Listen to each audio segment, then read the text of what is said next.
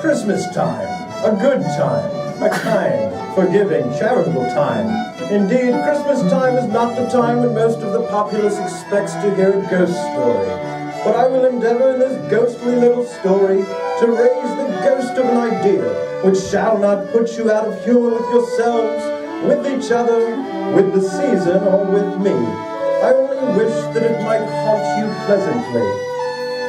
For Christmas time is a pleasant time, and therefore, though Christmas has never put a scrap of gold or silver in my pocket, I believe that it has done me good, and will do me good. And I say, God bless it.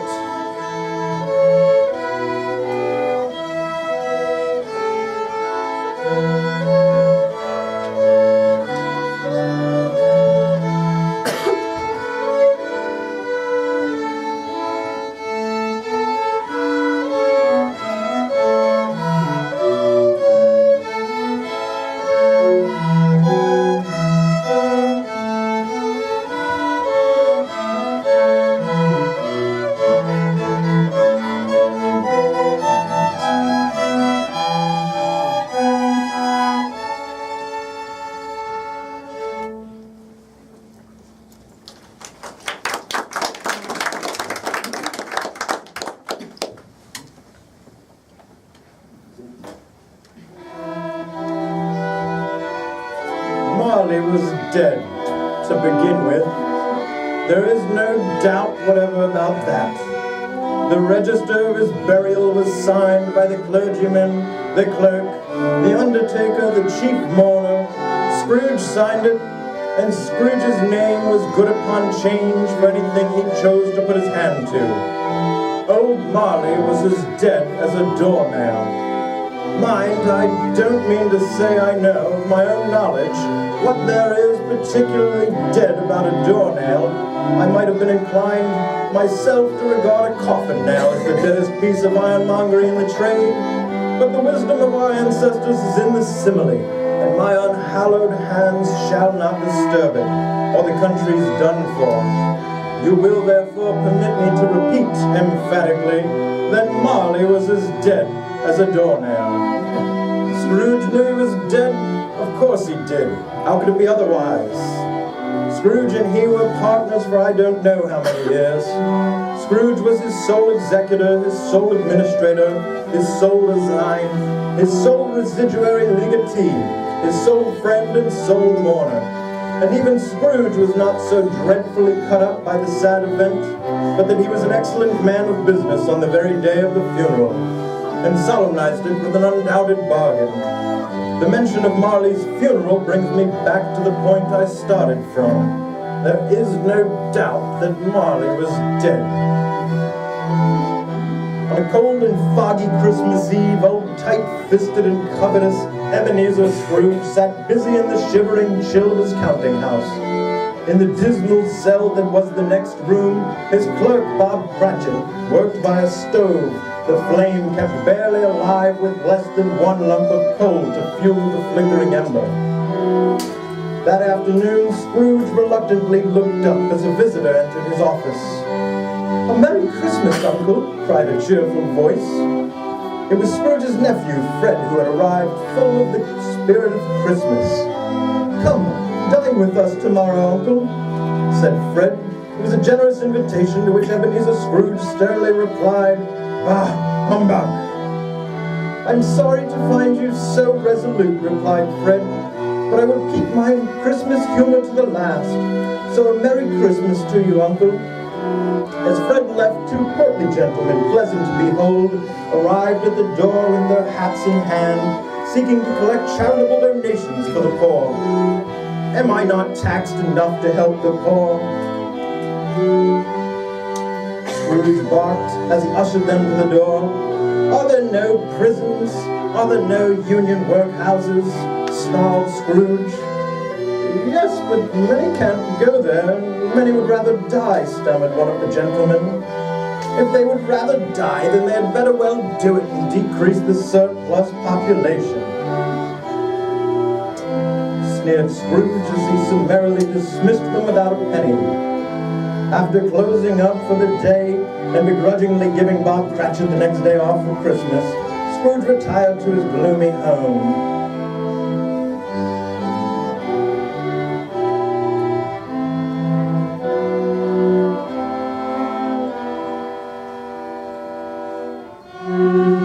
As he slid his key into the lock of the front door, an apparition appeared in the door knocker.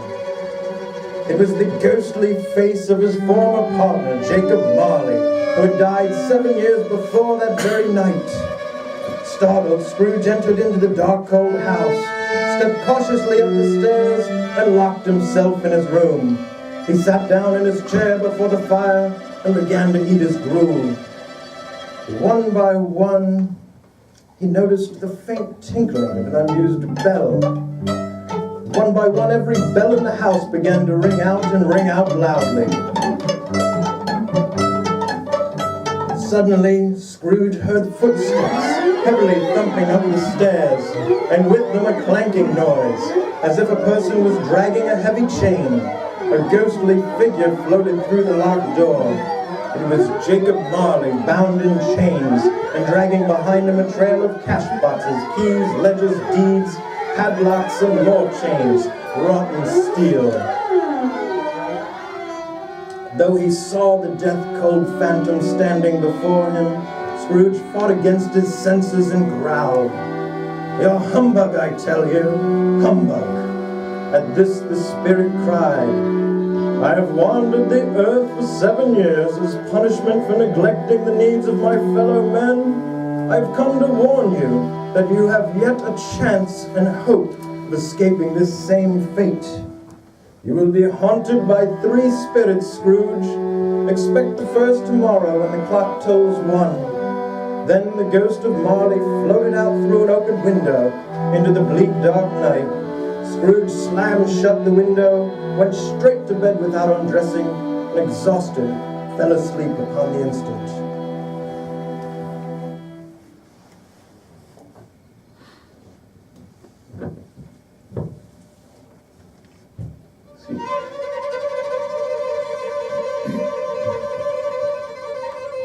Scrooge awoke. It was still quite dark and extremely cold. Perplexed and deeply bothered with a mix of dread and astonishment, as he thought and thought of Marley's ghost, he asked himself, was it a dream or not? As the clock struck 1 with a deep and melancholy toll, Scrooge all of a sudden recalled Marley's promise of the first ghostly visit. At that, the curtains on his bed were drawn apart by a strange childlike figure, dressed in white, from whose head sprung a bright, clear jet of light. "I am the ghost of Christmas past." "Long past?" Scrooge asked the glittering figure. "No, your past," it replied softly. "What brought you here?" asked Scrooge nervously. "Your welfare," said the ghost. "Rise and walk with me," he said, and taking Scrooge's hand, the two gently floated through the window. Instantly, the ghost transported Scrooge to the countryside where he had been raised. The city had vanished, as had the darkness and mist. "What you see are but the shadows of the things that have been," said the ghost. Recognizing every gate, post, and tree, Scrooge was brought to his old school, empty but not quite deserted. Indeed, Scrooge wept as he saw his poor forgotten self as he used to be, a solitary child left behind. The ghost motioned toward the classroom door. It opened, and a little girl darted in. It was Scrooge's little sister, Fan. "Father has sent me in a coach to bring you home, dear brother," said the child. "Home forever and ever."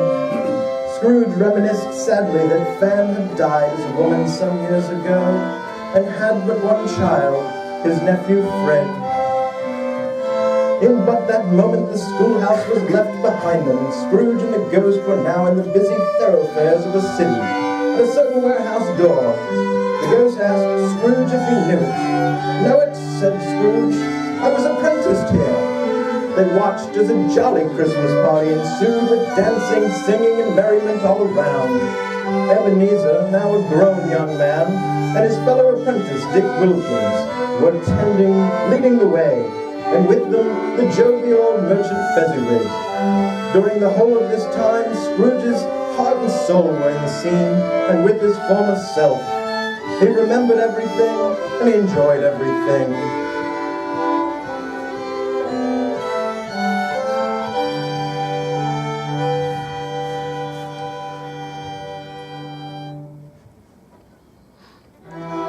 "Quickly now, my time grows short," said the ghost as the scene faded to the past.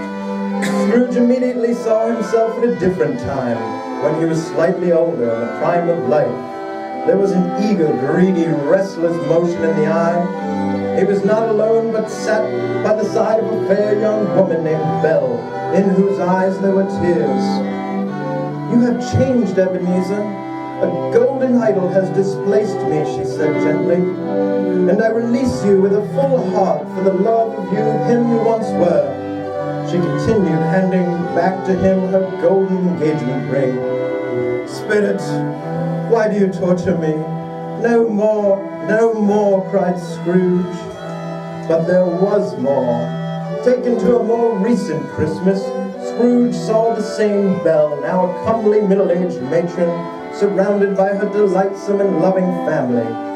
As he watched, Scrooge was flooded with a dreadful awareness that he was quite alone in the world. Tormented by these scenes from his past, Scrooge exclaimed, "Remove me from this place, spirit. Take me back. Haunt me no longer." The light of the ghost was extinguished. Immediately, he was back in his own room and sank into a deep sleep.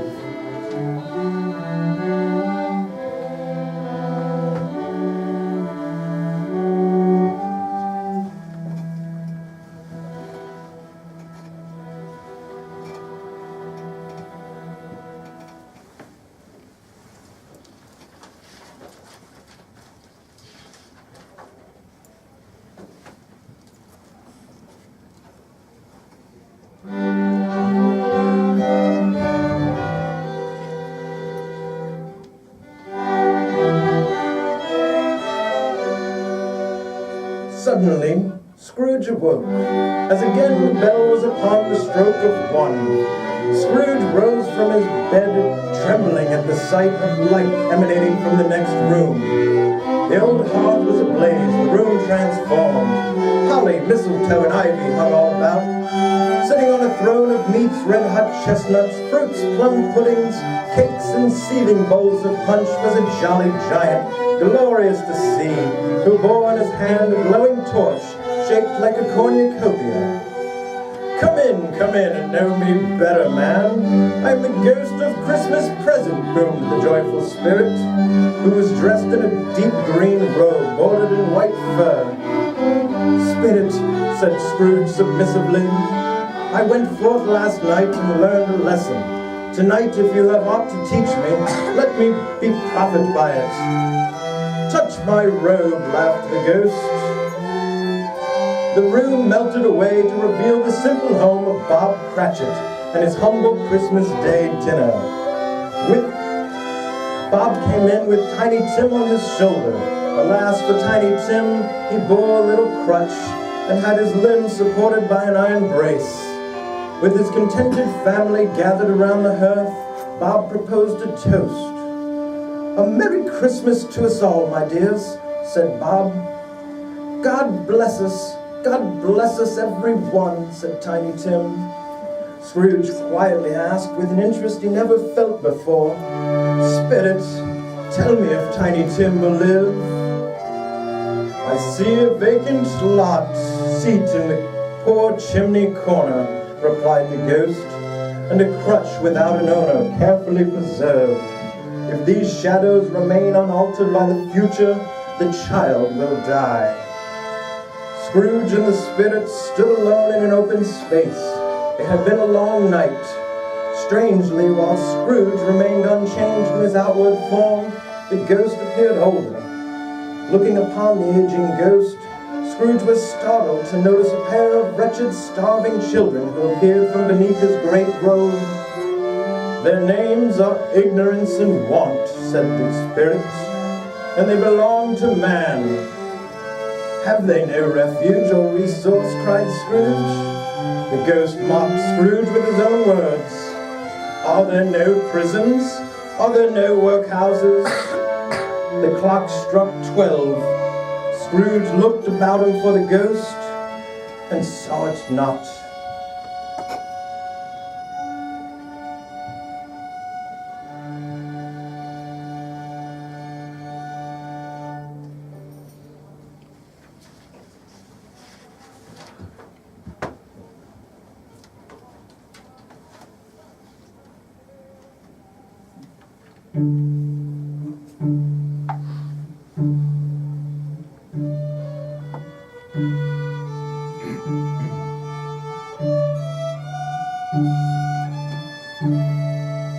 At the last stroke of midnight, Scrooge beheld a solemn phantom, darkly draped and hooded, coming towards him like a mist along the ground. Bending to his knee, Scrooge asked, "Am I in the presence of the ghost of Christmas yet to come?" The spirit answered not, but pointed with his outstretched hand. "Ghost of the future," he exclaimed, "I fear you more than any spectre I have seen, but as I know your purpose is to do me good, and as I hope to live to be another man from what I was, I am prepared to bear your company, and do it with a thankful heart." The phantom moved away as it had come, and Scrooge followed in its shadow, which bore him up and carried him along. With that, the city seemed to spring up and encompass them of its own accord. And they stood before the stock exchange, where there was a cluster of men carelessly discussing the death of a rich business acquaintance. "It's likely to be a very cheap funeral, for upon my life, I don't know of anybody who will go to it," one fellow said with a yawn. "I don't mind going if a free lunch is provided," observed another with a laugh, a cold, aloof, and unforgiving laugh. They left the busy scene and went to a foul and narrow part of town, to a dingy, filthy pawn shop. The rascally owner, Old Joe, and some shady characters bartered over a collection of personal belongings, stolen from some dead man. Scrooge was shuddering from head to foot. "Spirit, I see," he trembled. "The case of this unhappy man might be my own." The ghost spread its dark robe before him like a wing, and withdrawing it revealed poor Bob Cratchit's home once again. This time it was very quiet. The Cratchit family was gathered tenderly by the fireplace, but Tiny Tim was missing, gone, his little crutch lying as a memorial upon the mantel. Scrooge was moved with compassion. Pondering the scene of the night, he asked the ghost, "Tell me, spirit, who was that dead man whose things were bartered and about whom the men laughed?" In but a misty moment he found himself in an overgrown, weed-choked churchyard. The spirit stood among the graves and pointed down to a neglected tomb. Trembling, Ebenezer crept toward it, and following the finger read upon the gravestone his own name, Ebenezer Scrooge. Shaking and clutching at the spirit's robe, Scrooge cried out, "Spirit, hear me. I am not the man I once was. I will honor Christmas in my heart and try to keep it all the year. I will live in the past, present, and the future. The spirits of all three shall strive within me. I will not shut out the lessons that they teach. Oh, tell me I may sponge away the writing on this stone." Mysteriously, the form began to shrink. Wide-eyed, Scrooge watched as it collapsed. It became ever smaller, dwindled down, and transformed into a bedpost. Yes, and the bedpost was his own. I will live in the past, present, and the future, Scrooge repeated, as he scrambled out of bed. The spirits of all three shall strive within me. Oh, Jacob Marley, heaven and Christmas time be praised. Scrooge's heart swelled. He opened his window and, laughing and crying in the same breath, began to shout, "Merry Christmas to one and all." He called downward to a passing boy, promising a shilling and a half-crown to deliver a huge Christmas turkey to the Cratchit house. Scrooge dressed himself in his best, then went out upon the street, greeting everyone he met with a good-humored and delighted smile. He happened upon the portly gentleman who had been collecting for the charity the day before. He offered his deepest apology for the previous behavior, and he pledged them a huge donation. Scrooge then found himself at Fred's door, and knocking, asked if he could come to dinner. It was a wonderful party, with wonderful games, wonderful unanimity, and wonderful happiness. But the next morning, Scrooge arrived early at the office to catch Bob Cratchit 18.5 minutes late in his arrival. Feigning anger, Scrooge began to scold Bob, and then suddenly laughed. "A Merry Christmas, Bob. A merrier Christmas, my good fellow, than I've given you for many a year. I'll raise your salary and endeavor to assist your struggling family. Make up the fires and buy another coal scuttle before you dot another I, Bob Cratchit." Indeed, Scrooge was better than his word. He did it all and infinitely more.